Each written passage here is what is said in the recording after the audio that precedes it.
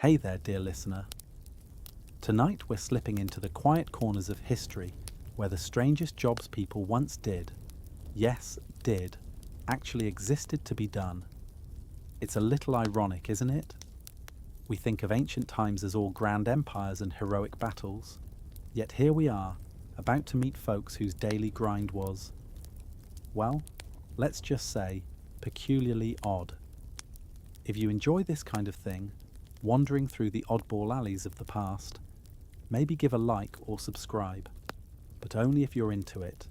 No pressure. This is just a calm bedtime story after all. So dim the lights, maybe turn on a fan for that soft hum. Get cozy under your blanket.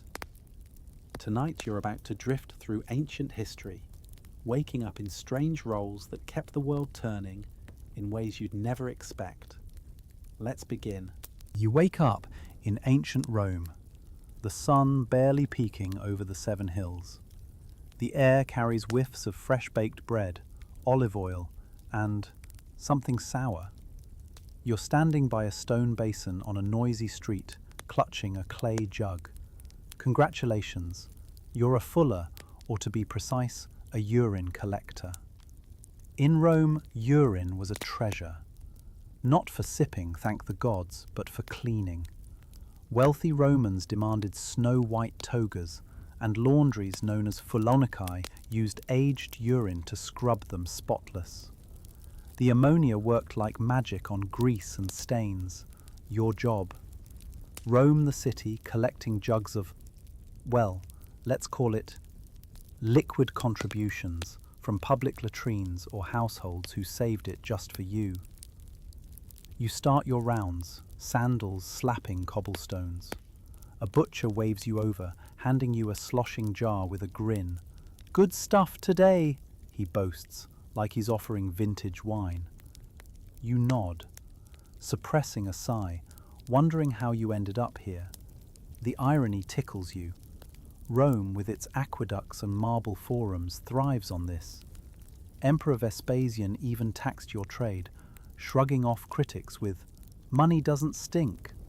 You smirk, easy for him to say, lounging in his palace.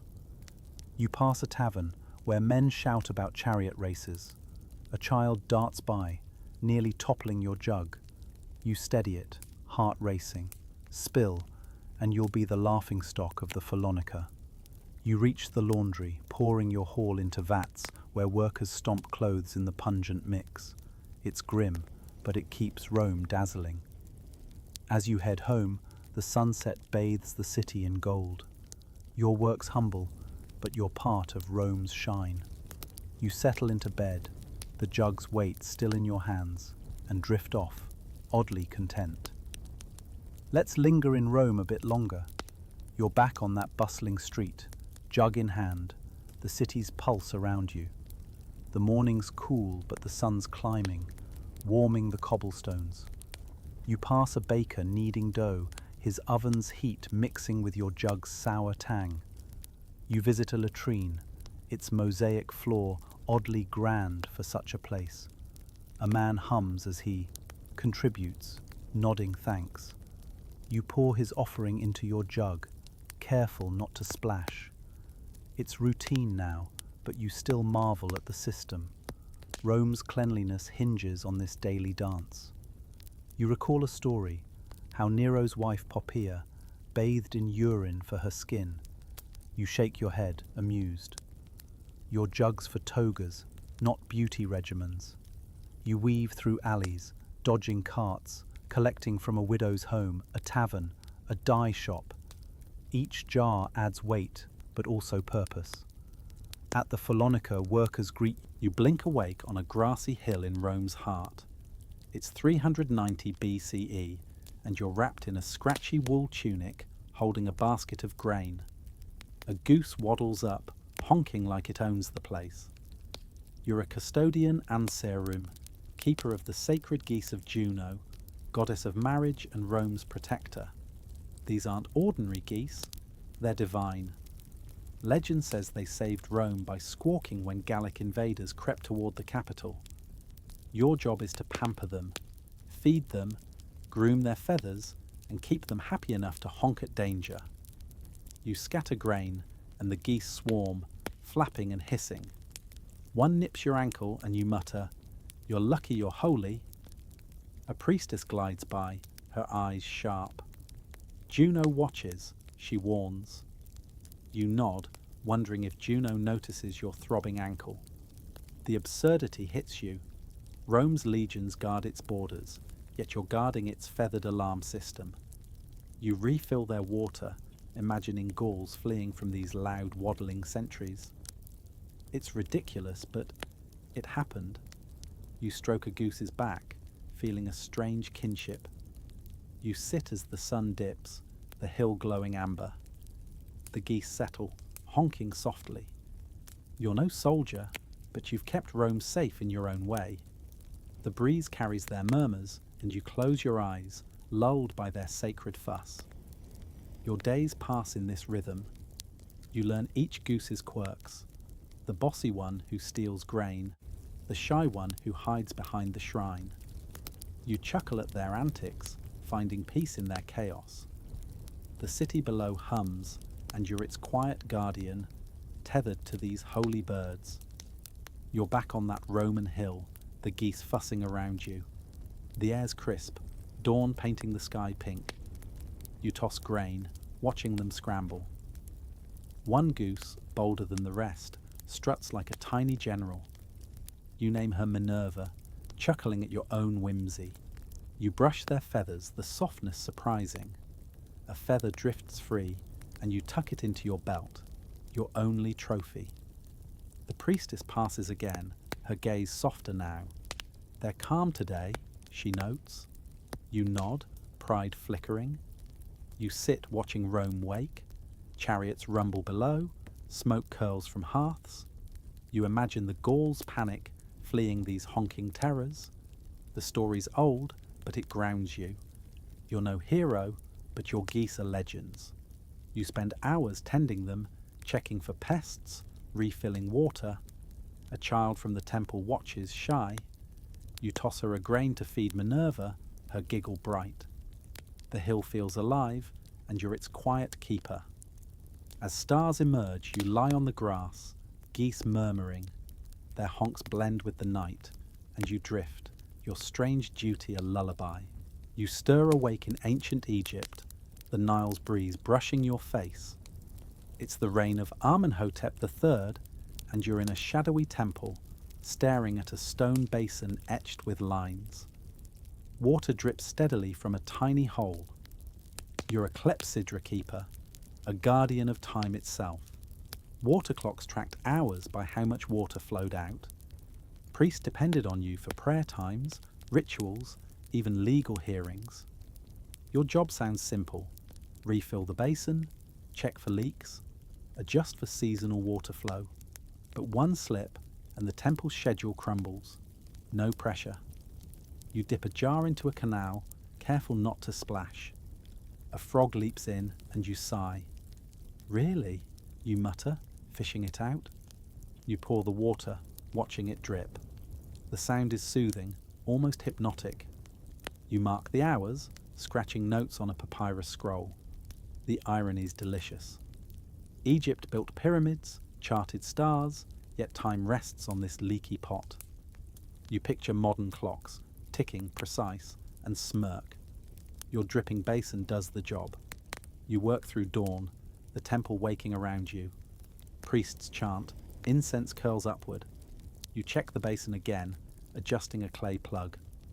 A priest nods thanks, and you feel a quiet pride. As stars fade, you sit by the basin. Its drip drip a lullaby. You've kept time's flow, anchoring Egypt's order. You lean back, the Nile's murmur blending with the clocks, and let sleep tug you under. Your weeks blend into this rhythm. You learn the basin's quirks, how it drips faster in summer, slower in winter. You grow fond of the temple's calm, the drip drip your steady companion. You're no pharaoh, but you hold time in your hands. You're in that Egyptian temple again, the basin's drip steady. The Nile's scent drifts through, mingling with incense. You check the water level, your shadow dancing on stone. A priest passes, his linen robe whispering. You nod, your role unspoken but vital. You recall learning this trade, how your master taught you to read the basin's lines, adjust for moonlight trials. You were clumsy then, spilling water, earning scolds. Now, the drip's your pulse. You pour fresh water, the jar's coolness grounding you. The temple's quiet, save for chance. You sit, papyrus on your knee, sketching stars to track seasons. The irony lingers. Egypt's grandeur rests on this simple pot. You smile, tracing a star. Your work's small, but it holds eternity. You work through night, the basin's rhythm your guide. A cat slinks by, eyes glowing. You toss it a crumb, its purr blending with the drip. The temple feels alive, and you're its heartbeat. Dawn breaks, and you mark the final hour. You lean back, the Nile's murmur soothing. Sleep calls, your strange duty complete. You wake in ancient Babylon, sprawled on a reed mat in a mud brick house. A clay tablet rests beside you, etched with cuneiform. You're an ensem, a dream interpreter, one of Mesopotamia's most trusted advisors. Kings, merchants, and farmers seek you, spilling their strange dreams. Your job? Decode them using omens, star charts, and a touch of intuition. A dream of flying might mean wealth, teeth falling out, doom. You're part sage, part therapist, part storyteller. A trader sits before you, nervous, describing a dream of a lion eating his sandals. You trace symbols on your tablet, furrowing your brow for effect. Your journey will face hurdles, you say, but offer barley to Ishtar and you'll triumph. He nods, relieved, tossing you a silver ring. You hide a smile. Half your job is confidence, the other half educated guesswork. Yet people trust you. Dreams shaped empires. Kings launched wars over them. You're no general, but your words nudge fates. You work late, clients streaming in. A farmer dreams of flooding rivers, a noblewoman of a broken harp. You weave answers, blending law and instinct. The tablet's weight grounds you, its symbols a map of human fears and hopes. Moonlight spills through the window. You etch notes, the stylus's scrape soothing. You're crafting stories that hold Babylon's world together. You lie back, the night's quiet wrapping you, and drift into your own dreamless sleep. Over time you grow skilled at reading people, not just dreams. Their eyes betray worries their words hide. You offer comfort, your tablet a shield against the unknown. You're a quiet pillar in Babylon's bustle, your strange job a thread in its tapestry. Back in Babylon, you're on your reed mat, tablet heavy with dreams. The morning's warm, a breeze stirring palm fronds. A noblewoman visits, her dream of a broken mirror trembling on her lips. You nod, tracing omens. A change comes, you say, but light a lamp for Shamash. She leaves, clutching hope. You marvel at their trust. Dreams are shadows, yet they seek you like an oracle. You study your tablet, its symbols a maze of fates. A dream of snakes once sparked a king's treaty. Another of stars ended a feud. You're no ruler, but your words ripple. You work late, clients blurring, a scribe, a potter, a widow. Each dream's a puzzle, and you piece it together, stylus steady. The tablet's clay smells of earth grounding you. You're weaving Babylon's hopes, one dream at a time. Night falls, and you lie back, stars above. The tablet rests by your side, its secrets safe. You drift, your own dreams quiet, your strange work a soft hum. You open your eyes in Persepolis, the Persian Empire's dazzling capital. It's 500 BCE, and you're in a palace courtyard, holding a bronze comb and a vial of rose-scented oil. You're a royal beard groomer, tasked with tending the king's majestic facial hair. In Persia, a king's beard was sacred.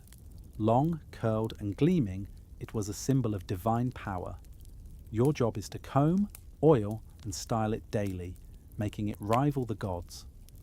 One wrong snip, and, well, you try not to dwell on that. You approach the king, who's debating with a general. "Your Majesty," you murmur, bowing low. He tilts his chin, and you work gently, untangling kinks, dabbing oil. A courtier mutters about Median tribute. The king grunts, and you freeze, praying you don't tug.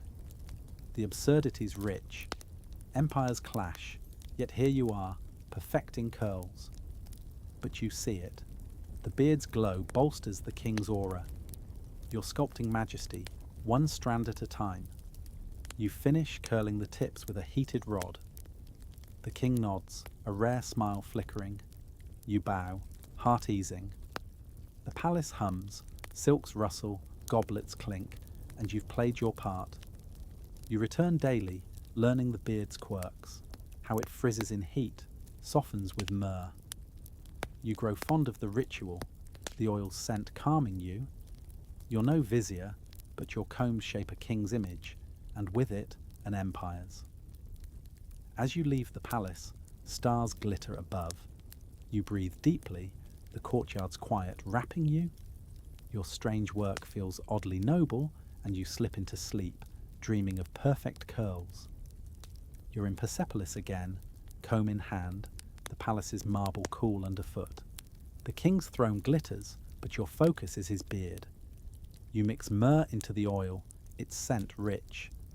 You comb gently, each strand a thread of power.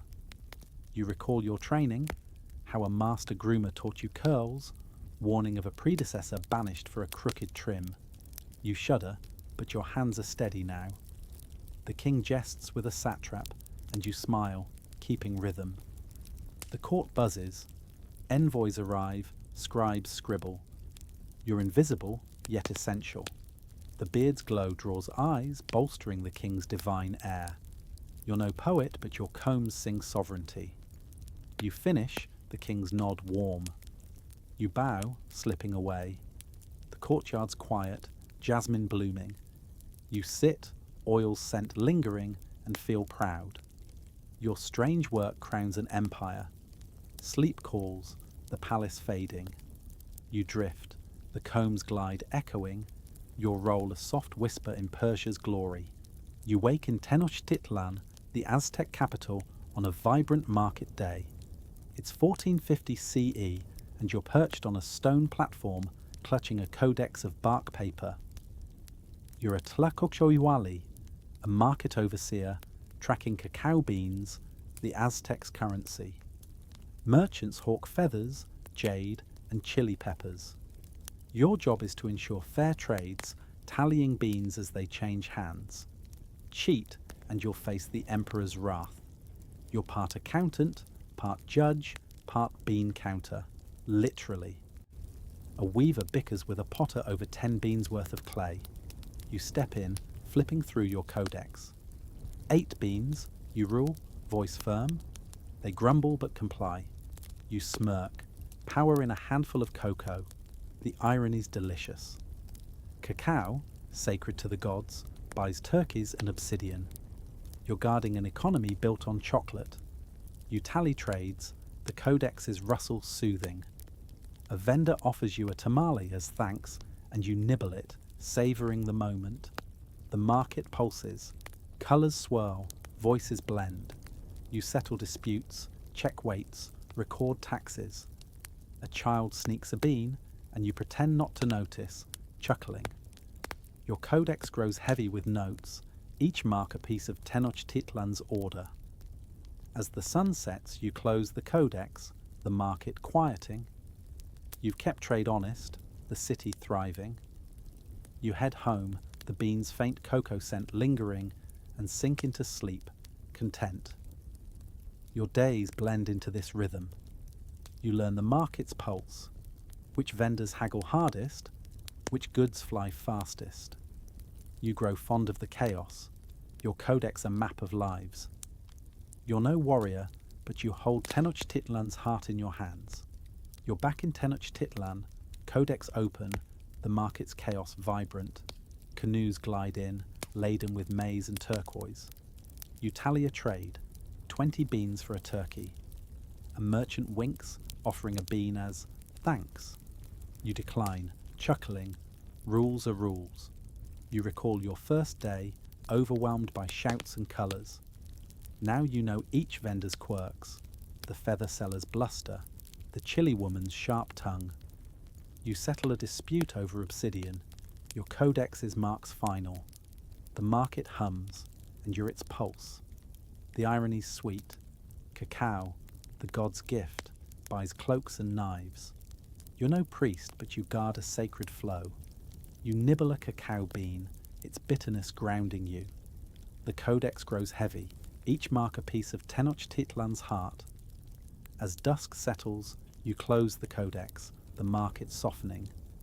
You've kept trade fair, the city alive. Sleep tugs, the beans scent lingering, your strange duty complete. You wake in Athens, 400 BCE, in a sunlit villa overlooking the Acropolis. You're holding a wax tablet and stylus, your tunic crisp. You're a symposiarch, not just a party planner, but an orchestrator of elite Greek drinking parties, or symposia. Some might call you an orgy planner, though that's a touch dramatic. Your job is to craft perfect evenings for wealthy men. You arrange wine, food, musicians, and entertainment, from poets to courtesans. Every detail, couch placement, wine dilution, even the mood, falls to you. A dull night, and your reputation sinks. You visit the agora, haggling for amphorae of Chian wine. A flute player auditions, her notes lilting. You nod approval, scribbling costs. A poet offers to recite, but his verse is dreary. Next, you call, stifling a yawn. The irony's amusing. Athens debates democracy, yet you're fussing over wine ratios. But you know, these nights spark ideas, alliances, even laws.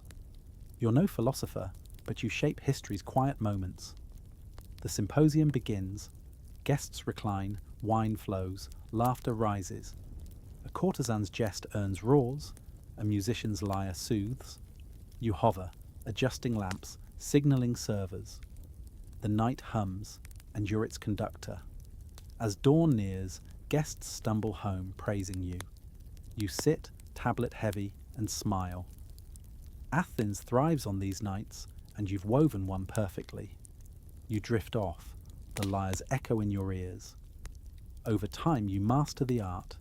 Which wines spark wit, which songs soothe tempers.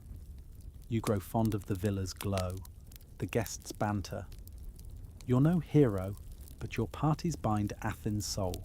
You wake in Chichen Itza, 900 CE, on a stone bench by a massive ball court. You're draped in a feathered cloak, holding a carved whistle. You're a pit's referee, overseeing the Mayan ball game, a sacred brutal sport where players hurl a rubber ball through stone hoops using only hips, elbows, and knees. Your job is to enforce rules, track scores, and keep the game's spiritual weight. Pits isn't just sport, it's a ritual echoing the cosmos. Winners gain glory, losers sometimes face sacrifice. No pressure. The game begins, the crowd roaring, players dive, the ball thuds, you blow your whistle at a foul, your voice cutting through cheers. A noble glares, but you stand firm. Rules are rules, even for lords. The irony's stark. The Maya map stars build pyramids, yet you're dodging a ball that could break ribs. But you see it. Pits binds the city, its stakes cosmic. You're no priest, but you guard the god's game. You signal a score, the ball soaring through a hoop. The crowd erupts. You mark the tally, sweat beading. The game ends, winners crowned, and you exhale, the court's dust settling. You referee weekly, learning players' tricks, sly elbows, fake falls. You grow fond of the court's echo, the crowd's pulse. You're no player, but you hold Pitt's heart, and with it, the Maya's. As night falls, you sit by the court, stars above. The whistle's weight grounds you. Your strange job feels sacred, and you drift off, the ball's thud lingering. You wake in ancient China, Han Dynasty, 100 CE, in a mulberry grove. You're holding a bamboo tray of silkworms, their tiny mouths munching leaves. You're a kanjiji, a silk worker, but really a silkworm whisperer, tending these delicate creatures that spin China's wealth. Your job is to nurture them, feed them mulberry leaves, keep their trays clean, control heat and humidity. One chill and they die. One bad leaf and the silk's ruined. Silk's a state secret, and your work fuels trade across continents. You check the worms, their soft rustle calming. A few spin cocoons, their silk gleaming. You hum softly as if they hear. A fellow worker chuckles. Talking to them again? You shrug. Maybe it helps. The irony's rich. China's power rides on these tiny grubs. Emperors wear their silk, yet you're knee-deep in leaves. But you know, your worms weave wealth, binding east to west. You work through dusk, adjusting screens for airflow. You carry cocoons to the reeling shed, their silk impossibly fine. Your hands ache, but pride swells. You're crafting luxury. Over months you learn the worms' rhythms, when they're hungry, when they spin. You grow fond of their quiet, the grove's shade. You're no scholar, but your worms spin China's glory. As moonlight bathes the grove, you sit, tray empty. The rustle's gone, but its memory soothes. Your strange job feels vital, and you drift off, dreaming of silk's soft glow. You drift back to the present, eyes heavy. The fan hums softly, a gentle anchor. You've wandered through Rome's streets, Egypt's temples, Babylon's dreams, Athens' villas, and beyond, meeting people whose odd jobs wove history's quiet threads. It's funny, isn't it? History's grand tales, wars, kings, monuments, rest on these quirky roles. Urine collectors made Rome sparkle. Geese saved it. Beards crowned kings. Beans built empires. Worms spun wealth. Balls echoed gods. Each job, strange as it seems, held a world together. You picture them now. The fuller's jug, the goose's honk, the basin's drip, the tablets scratch, the combs glide, the codex's rustle, the lyre's note, the whistle's cry, the worm's rustle. They're absurd yet vital, like the small tasks in your own life. As you sink deeper, imagine waking tomorrow in your own strange role, whatever it may be. The world turns on quiet, weird work, and you're part of it, in your own way. Good night, dear listener. Dream of dripping clocks, sacred geese, and silken threads. Maybe even a well-groomed beard or a cacao bean's clink. Sleep well, carried by history's oddest whispers. But before you fully drift, let's linger a moment longer. You're back in Rome, not as a fuller this time, but as a nomenclator, a memory keeper for a wealthy senator. It's 100 CE, and you're trailing him through the forum, whispering names of passers-by. Your job is to know everyone, merchants, priests, rivals, and feed your master their names, titles, even gossip. Forget a name, and he's humiliated. You're his living Rolodex, a walking social map. A portly man approaches, and you lean in. Gaius Plinius, grain trader, owes you a favour. You murmur. Your senator nods, greeting him smoothly. You step back, tablet ready for notes. The irony's sharp. Rome's power rests on handshakes, and you're the grease. You're no orator, but your whispers steer alliances. You trail him all day, names flowing like water. As evening falls, you sit in his villa, etching names. The tablet's weight soothes you. You've kept Rome's social web tight, and you're proud in your quiet way. You drift again, the past fading. The fan's hum pulls you back. You're home, the night's soft. History's weird jobs linger, their echoes lulling you deeper. Sleep now, dear listener. Let the past's odd hum carry you. Good night. You wake in medieval Europe, though wake is too kind for the jolt that pulls you from sleep. It's the groan of floorboards and the faint clatter of pots below that drag you into the day. The year's around 1350. Nobody's fussy about dates when surviving winter's the real calendar. You're in a cramped room above the tavern, curled on a straw mattress that's more itch than comfort. The air's heavy with wood smoke, sweat, and a whiff of the stew simmering downstairs, a pot that's been going for days. This is your life as a tavern maid, and it's not glamorous, but it's yours. Your feet hit the cold floor, your woolen shift clinging like a scratchy shadow. No mirrors here. You smooth your hair by feel, tucking it under a fraying linen cap. Your hands are rough, knuckles raw from scrubbing tables and hauling water. You're young, maybe 17 or 20. Age is just a tally of frosts you've outlasted. Downstairs, the tavern's stirring, and you're due to start your shift. It's less a job and more a marathon, but you've learned to pace yourself.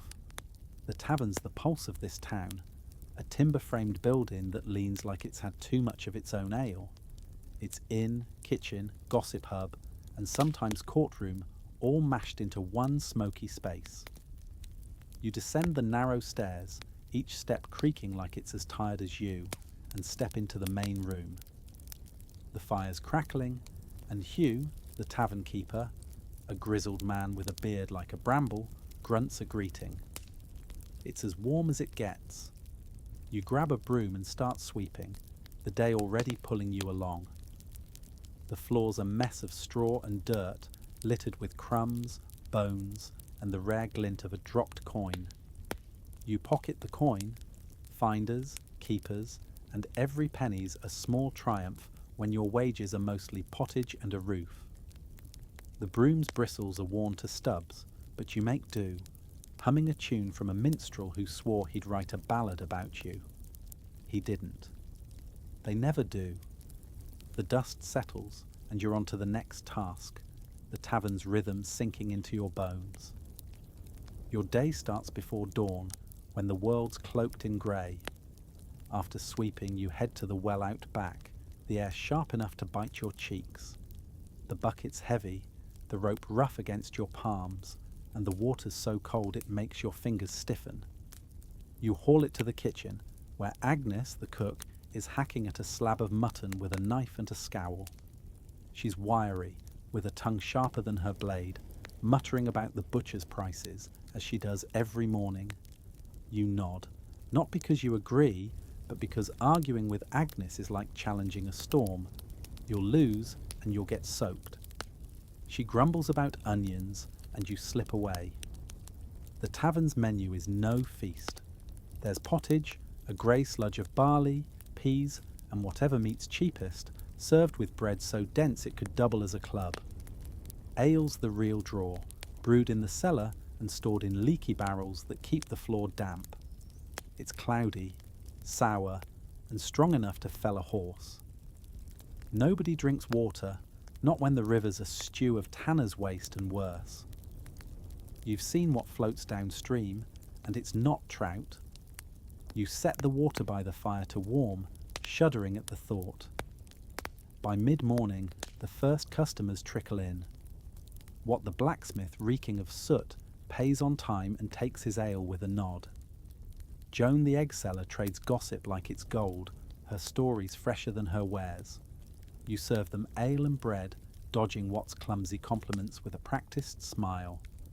He's kind, but you've no time for flirtations. The tavern doesn't pause for daydreams, and neither do you. You refill their tankards, wipe the table, and keep moving, your apron collecting stains like a map of the morning. You're not just serving, you're watching. You notice the merchant in the corner, his purse too heavy for his frayed cloak. You spot the pilgrim with a limp, muttering about a shrine that sounds dubious. You listen to their tales, not out of interest but because it's part of the job. The tavern's a stage, and you're both actor and stagehand, keeping the show smooth. You've learned to read the room, who's generous, who's trouble, who's just passing through. It's a skill that keeps you fed and, so far, safe. As the sun climbs, the tavern feels like a pot left to boil. Merchants bound for the next market, pilgrims chasing miracles, and locals dodging chores cram the benches.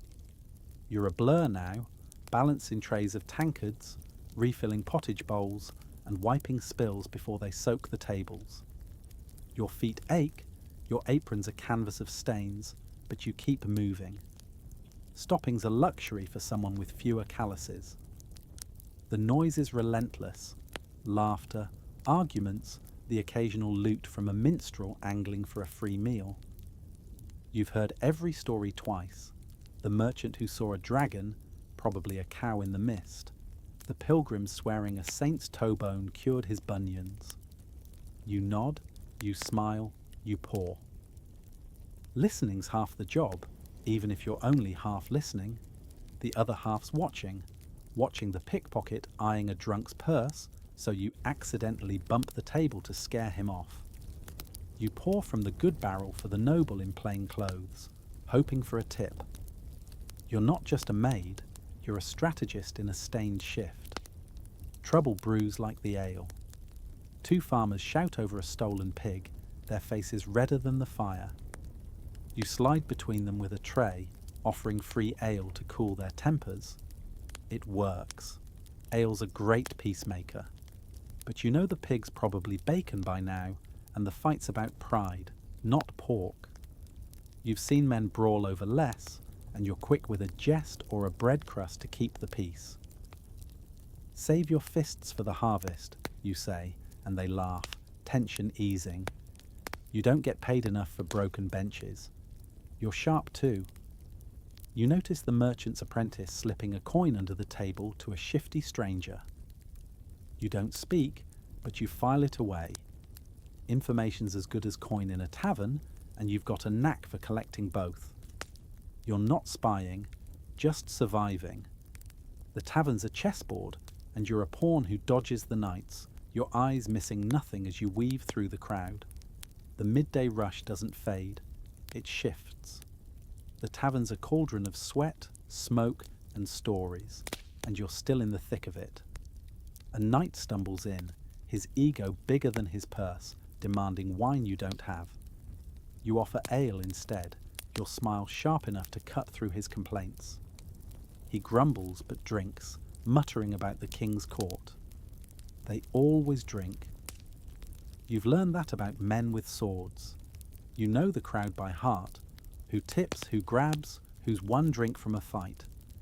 You spot a farmer ranting about the Lord's taxes, and you distract him with a fresh tankard and a dry, "At least the Lord's not drinking our ale." It gets a laugh, and the mood lightens.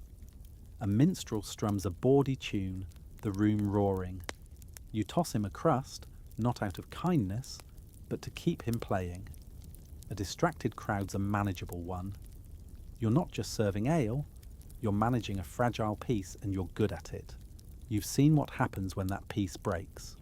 Fists fly, tankards shatter, and Hugh's temper sours for days. You'd rather keep the lute strumming and the ale flowing. The afternoon has a rhythm, a dance of trays and tankards. You're tired, but you're in it, moving like water around stones. You catch snippets of talk, rumours of bandits on the road, a plague in the next county, a lord raising taxes again.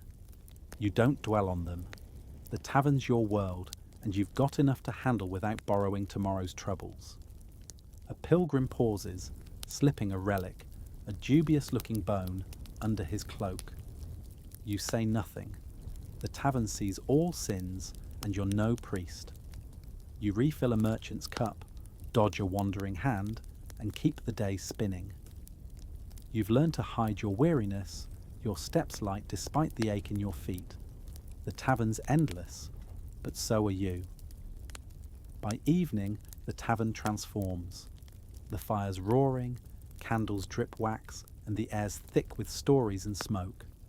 The crowd's louder, looser, the ale working its spell. Your feet scream for rest, but you're hours from it. You move like a shadow, slipping through the chaos with quiet grace. Tankards clink, voices rise, and the minstrel's still at it, milking his loot for scraps. A stranger in a hooded cloak sits in the corner, nursing one ale for hours. Trouble, or running from it, you've seen his kind before. You don't pry. Prying gets you tangled in wars or plagues whispered about here. You keep an eye on him, but your focus is the crowd, refilling cups, clearing plates, dodging hands that linger. A merchant boasts about a deal shadier than the seller. You don't judge, you pour.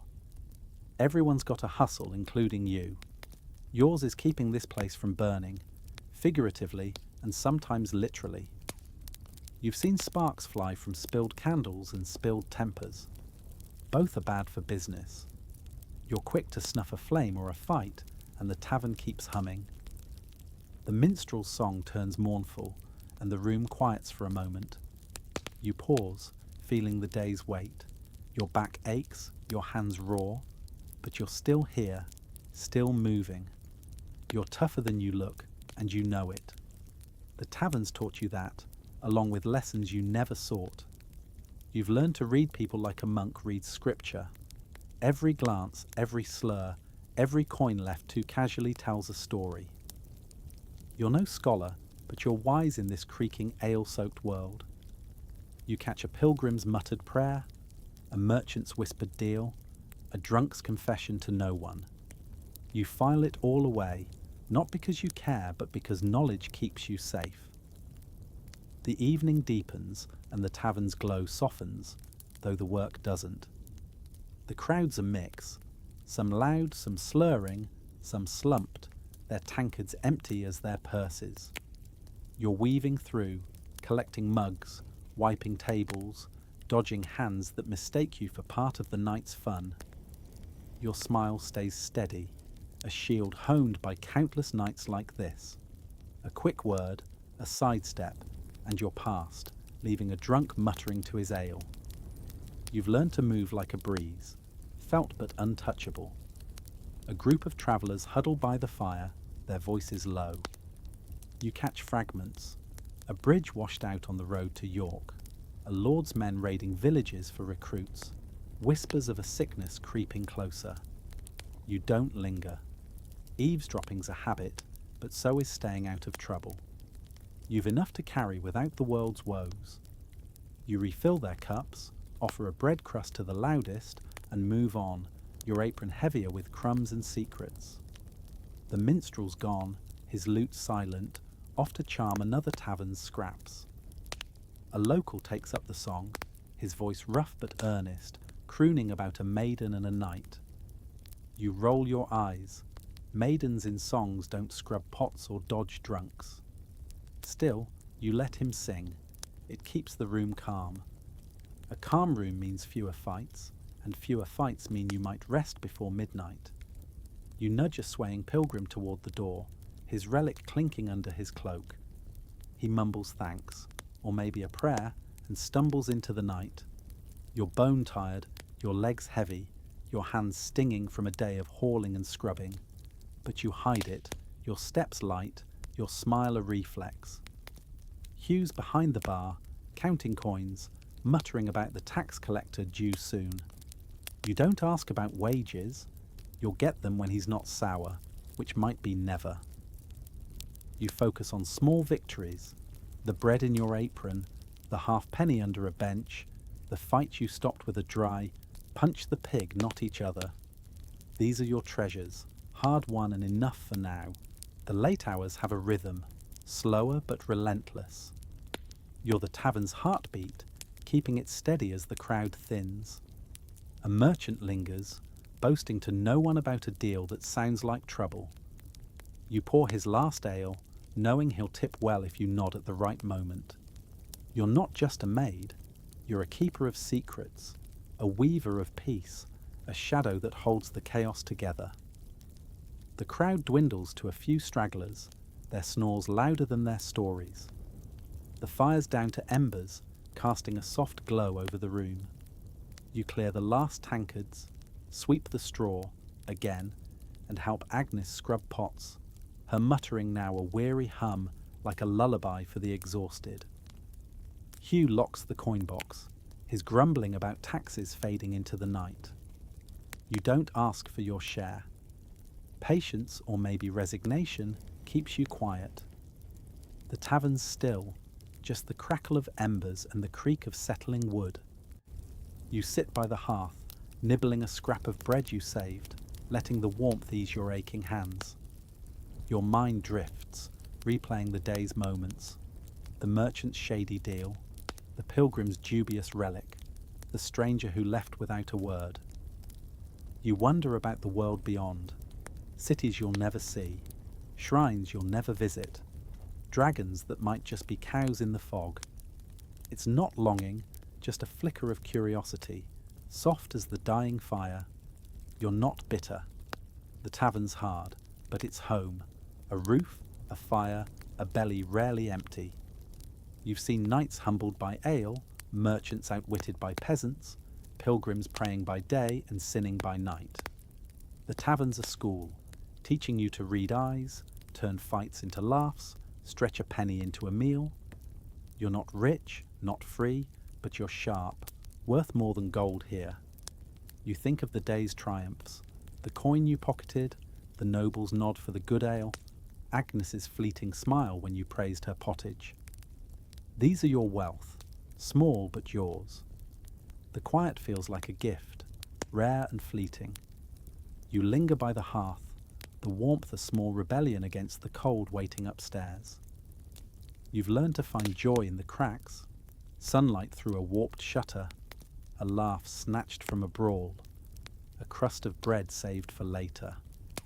The tavern's taught you resilience, humour, the art of surviving without breaking. You're tougher than the knights who stumble out, and you know it. You climb the stairs, each step a protest from your legs. Your room's cold, the straw mattress no softer than dawn. You collapse, pulling a thin blanket tight, the wall rough but familiar. The tavern's hum lingers, laughter, coins, the ghost of the minstrel's lute. You smile faintly. Tomorrow's the same, yet never quite. That's the tavern's strange magic, its blend of chaos and comfort. The wind rattles the shutters, a dog barks far off, the world vast and unknowable. You're a tavern maid in the 14th century, your life small but alive, rough but real. You don't dream of castles or quests, of knights or far lands. You dream of a quiet night, a full belly, a coin that's yours to keep. For now, that's enough. Sleep well, traveller. The tavern waits at dawn, its fire crackling, its chaos ready to unfold. You'll rise, sweep, pour, and keep the world turning, one tankard at a time.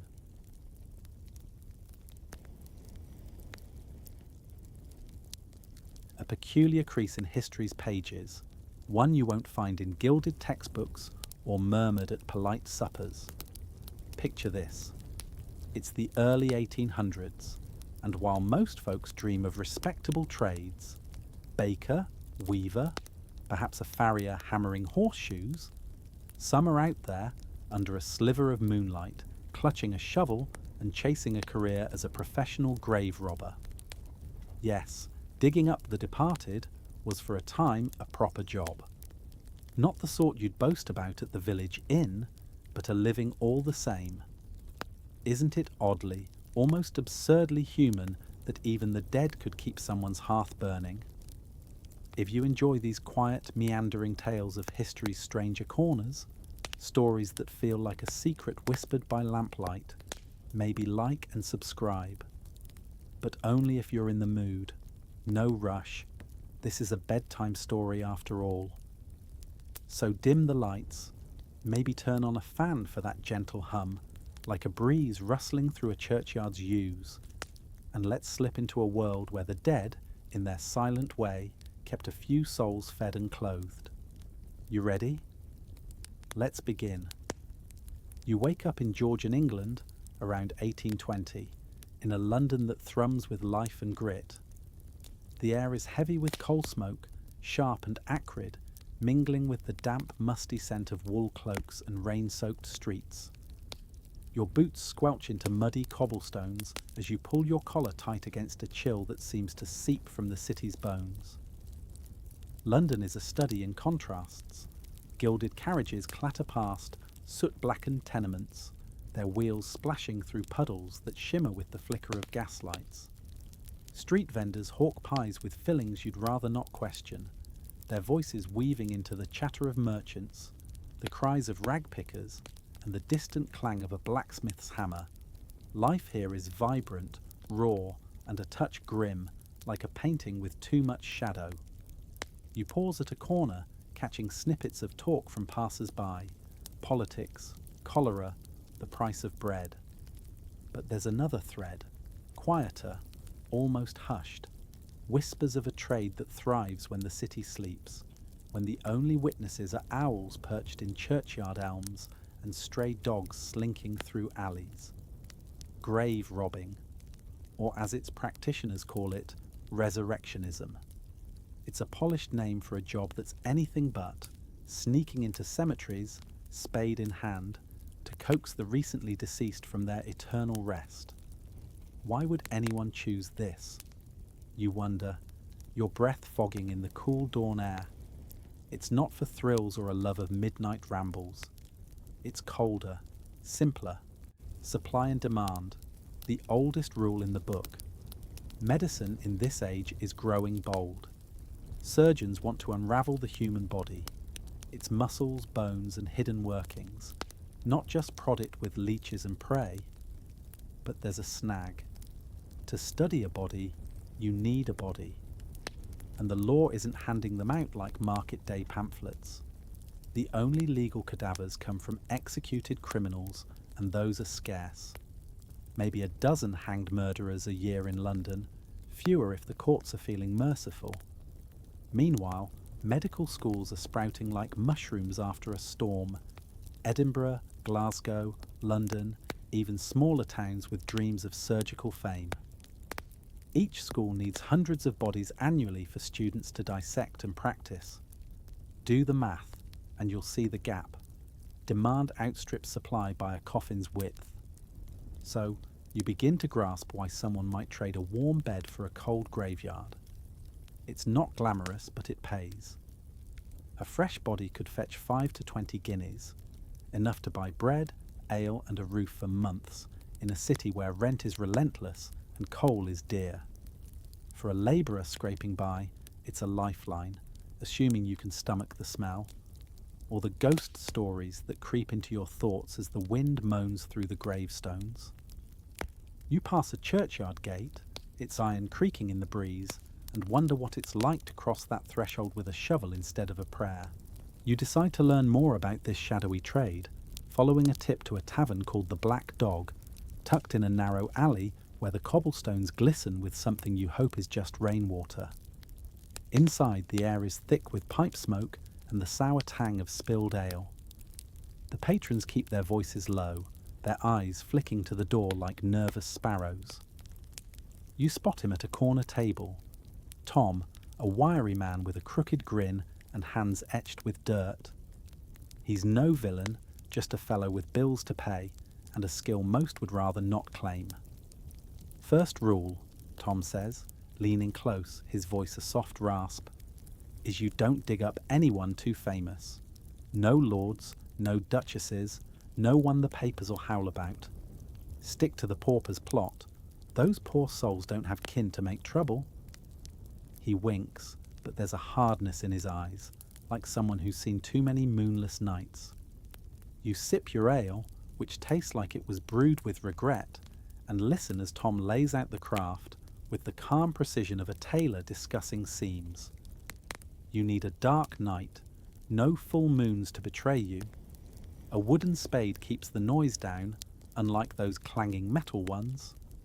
A sack for the body, a mate to keep watch, and a knack for moving fast. Cemeteries aren't fortresses, but churchwardens patrol now and they're not fond of their tenants being relocated. The trick, Tom explains, is digging smart. You don't haul out the whole coffin. That's too loud, too slow.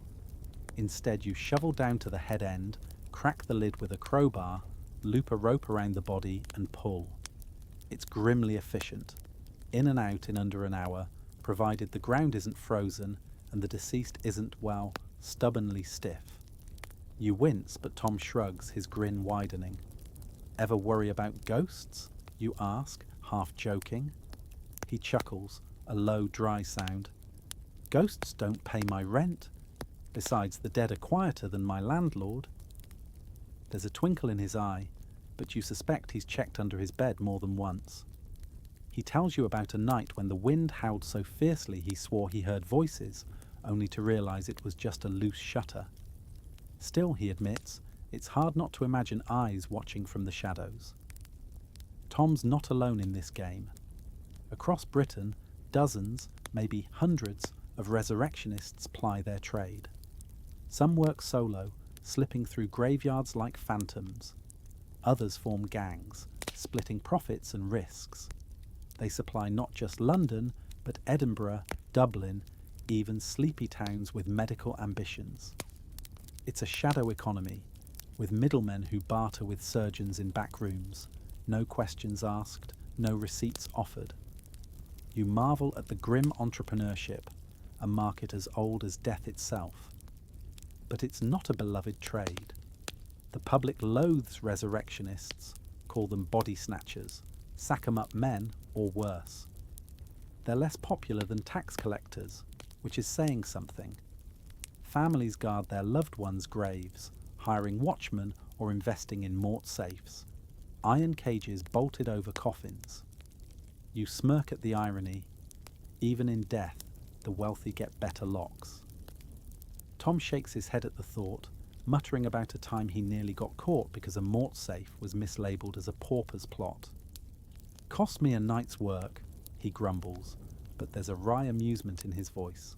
You decide to see the work firsthand, though you vow to stay an observer. Tom agrees, provided you keep quiet and don't faint.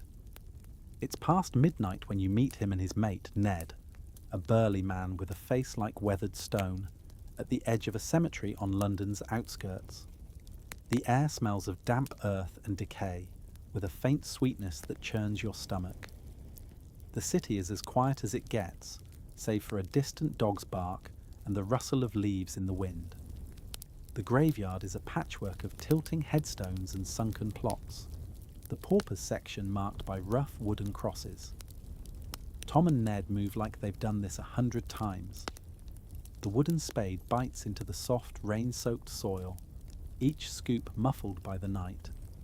You stand back, your lantern dimmed, watching their silhouettes against the faint city glow. They dig with purpose, not haste, their breaths steady in the cool air.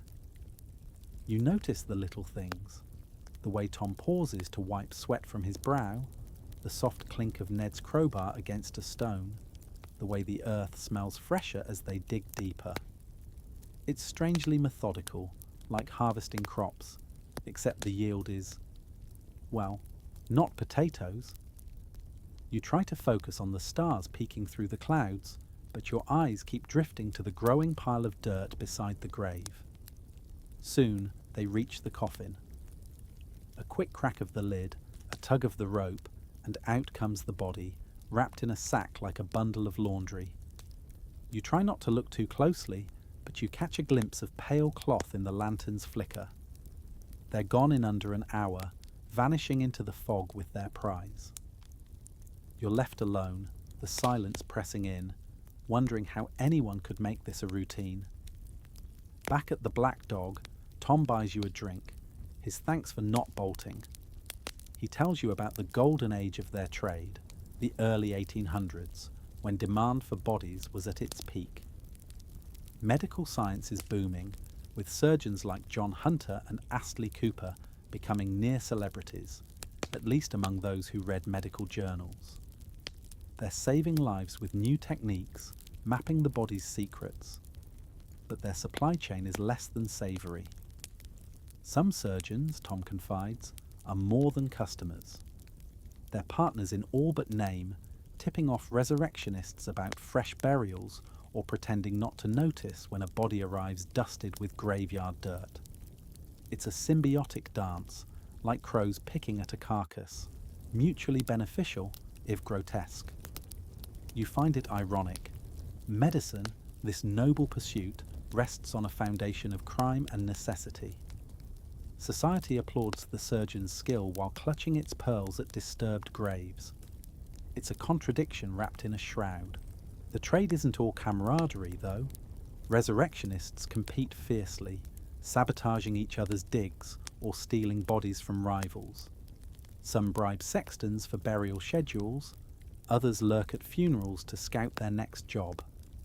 Tom tells you about a rival gang who once filled his dig with stones, costing him a night's work. Had half a mind to bury them, he mutters, but his grin says he admires the prank. It's a cutthroat business in the most literal sense. You smile at the thought, a turf war fought over actual turf 6 feet under. You start noticing the details that make resurrectionists so effective. It's not just about digging, it's about planning, timing, and cunning. You follow Tom to a cramped room above a butcher's shop, where the air smells of blood and sawdust. He keeps his tools here, a wooden spade, worn smooth from use, a crowbar for prying coffin lids, a sack sturdy enough for a body but light enough to carry. There's a small bottle of vinegar, which he sprinkles on his hands to mask the smell of earth and other things. You notice a pair of patched gloves, stiff with dirt, and a lantern with a shutter to control the light. Every item is chosen for silence and speed. Tom shows you a map, crude, scratched onto a scrap of paper, marking London's cemeteries. The best ones, he says, are on the city's edges, where patrols are thin and the soil is soft. He avoids big churchyards like St. Pancras, too well guarded, and sticks to forgotten plots where the poor are buried shallow. It's not personal, he says, almost apologetic. It's just business. You nod, but the weight of his words lingers, like the damp chill of the room. You learn the tricks of the trade. Some resurrectionists scatter straw over the ground to muffle footsteps. Others leave decoys, a broken shovel, a discarded sack, to throw off suspicion. Tom tells you about a gang who dressed a body in old clothes and propped it against a tree to scare off a watchman. It worked. The man fled, swearing he'd seen a ghost. You can't help but chuckle, imagining the watchman's face, pale as the moonlight. There are other ruses. Some gangs work in pairs, one digging while the other distracts patrollers with drunken singing or a staged fight. Tom once posed as a mourner, weeping loudly to cover Ned's digging. Tears are free, he says with a shrug. You admire the ingenuity, even if it's born of necessity. But there are risks. A botched job can mean arrest, though the punishment is light, fines or a few months in jail, since grave robbing isn't technically theft. The law says a body belongs to no one, a loophole that raises your eyebrow. The real danger is the mob. If a crowd catches a resurrectionist, no constable will save them from a beating, or worse. Tom shows you a scar on his arm, a memento from a close call with an angry gravedigger. Lucky it was just a shovel, he says, his voice flat but his eyes distant. You see a strange camaraderie among these men. They're outcasts, bound by their trade's secrecy. At the Black Dog they swap stories over ale, laughing about near misses or boasting about quick digs. One man, a grizzled veteran named Jack, tells of a night when he dug up the wrong grave and found a coffin full of rocks, a family's trick to fool snatchers. The table roars, but you notice Jack's hand trembles as he lifts his mug. It's a brotherhood, forged in the dark, and you find it oddly touching, like sailors sharing tales of storms survived. You decide to explore the other side of this trade, the men who need the bodies. You slip into a medical school in London's Southwark, a rambling building that smells of wax, ink, and something sharper, like pickled flesh. The lecture hall is dim, lit by candles that cast long shadows across rows of students, young men with tired eyes and ink-stained fingers. They hunch over notebooks, sketching muscles and bones as their professor, a gaunt man in a blood-specked apron, gestures at a diagram chalked on a slate. These students are the future of medicine, or so they hope. They dream of becoming surgeons, saving lives, earning respect in a world that's starting to value skill over superstition. But first, they must master dissection, a craft that requires practice, and bodies, lots of them. You watch as they file into the dissection room, a cold, tiled space where a body lies under a sheet. No one asks where it came from. They just sharpen their scalpels and begin, their faces a mix of focus and unease. You talk to a student named James, barely 20, with a nervous laugh and a habit of tugging at his collar. We don't think about, the details, he says, glancing away. We're told it's for science. That's enough. But you see the unease in his eyes, the way he flinches when the scalpel slips. He knows the body was someone's father, sister, friend. He just tries not to dwell on it. At night, he admits, he dreams of hands reaching from the earth, though he laughs it off as too much coffee. The professors are less squeamish. They haggle with resurrectionists in back alleys, paying in cash and asking no names. Some, like the famed Astley Cooper, even teach their students how to spot a good body, fresh, unblemished, ideal for study. You find it grimly practical, like a chef inspecting produce at market. Cooper once boasted he could You delve deeper into the trade's underbelly, learning how it's more than just digging and selling. There's a whole network, middlemen, tavern keepers, even undertakers, who keep the wheels turning. You meet Sarah, a tavern maid at the Black Dog who doubles as a go-between. She passes messages between resurrectionists and surgeons, her sharp eyes missing nothing. I don't touch the bodies, she says, wiping a mug, but I make sure the coin flows. Her cut is small, but it keeps her children fed. Sarah introduces you to a middleman named Mr. Cobb, a portly man with a velvet waistcoat and a smile that doesn't reach his eyes. He operates from a back room in a Cheapside warehouse, where the air smells of tobacco and secrets. Cobb buys bodies from resurrectionists and sells them to medical schools, haggling like a fishmonger. Freshness matters, he says, inspecting a ledger. A day-old corpse is worth double one that's past its prime. You nod, trying not to picture the math. Cobb's world is one of coded language and discreet handshakes. Bodies are parcels, surgeons are clients, and graveyards are gardens. He tells you about a close call when a constable raided his warehouse, only to find crates of actual fish, his cover. Always have a backup, he says with a wink. You can't help but admire his nerve, even if his trade leaves a sour taste. You learn about the undertakers who play both sides, selling burial plots by day and tipping off resurrectionists by night.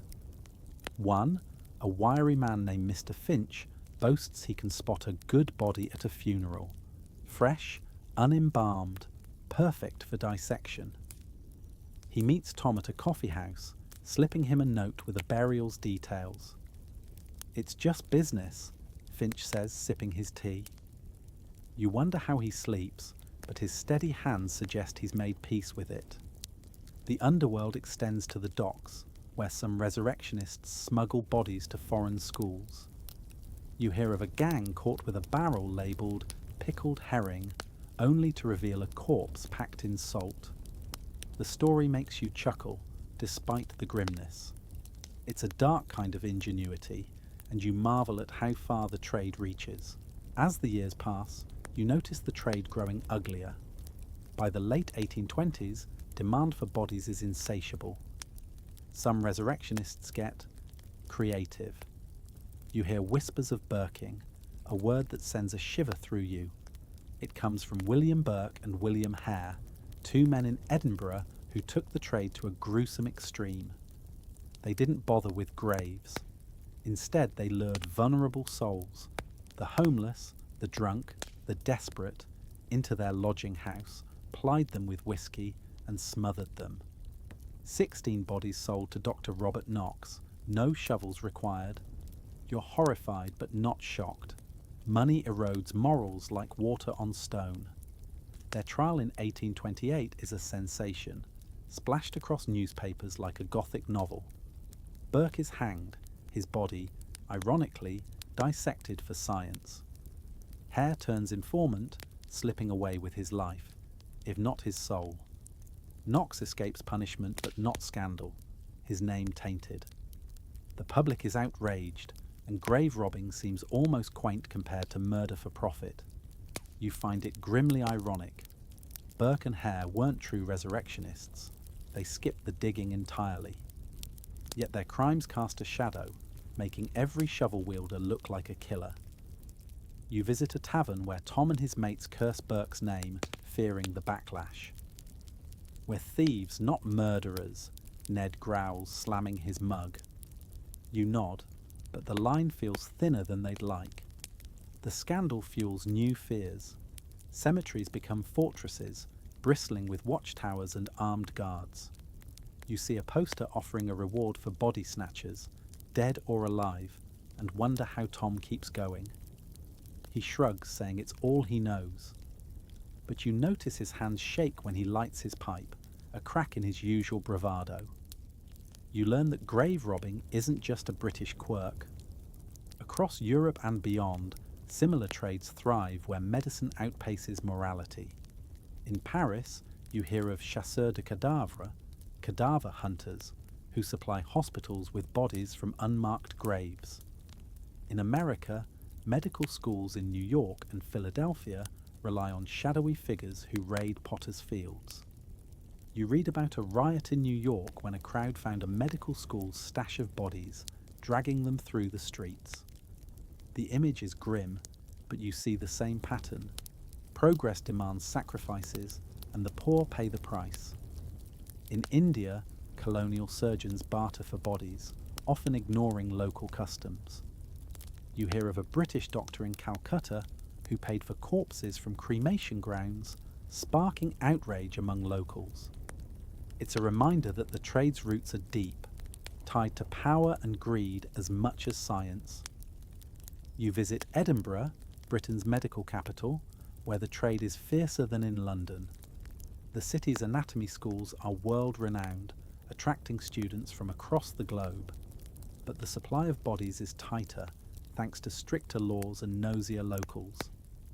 Resurrectionists here are bold, digging in daylight, or bribing undertakers outright. You hear of a gang caught with a cart full of bodies, disguised as a fishmonger's haul. The image makes you chuckle, despite the grimness. Back in London, you realise the trade's global reach adds complexity. Bodies aren't just local, they're a commodity, like tea or silk. Some resurrectionists dream of bigger profits, smuggling cadavers to foreign schools. You meet a docker who claims he shipped a body to Amsterdam, packed in a crate labelled medical supplies.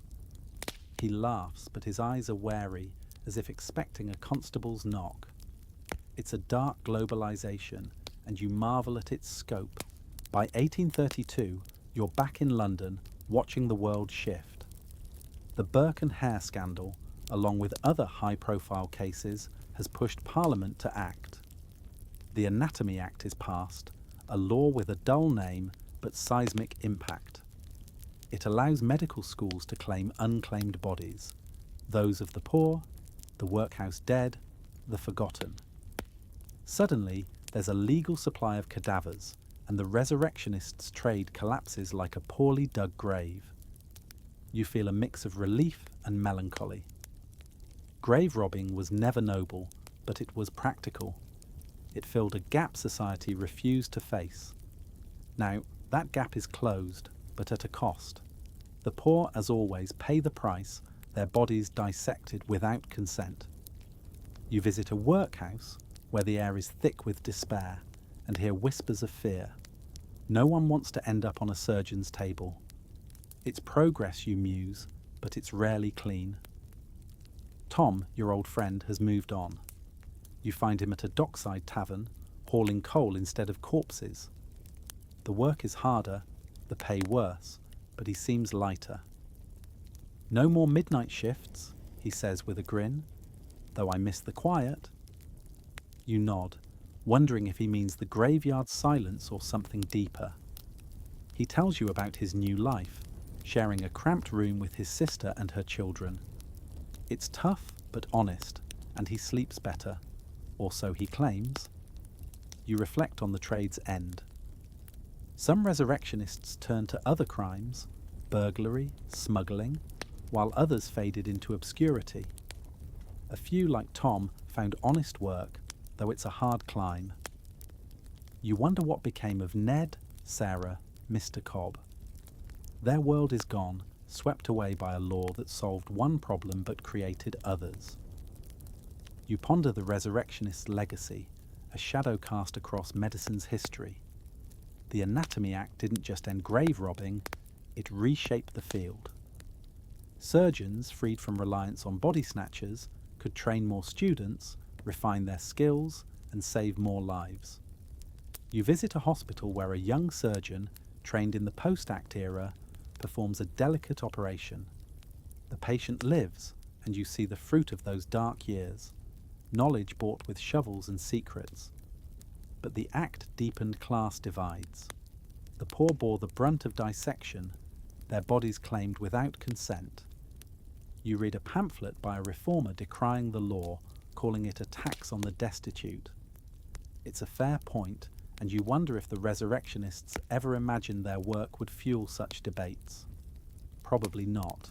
They were too busy digging. You visit a museum in London where a faded exhibit mentions the resurrectionists.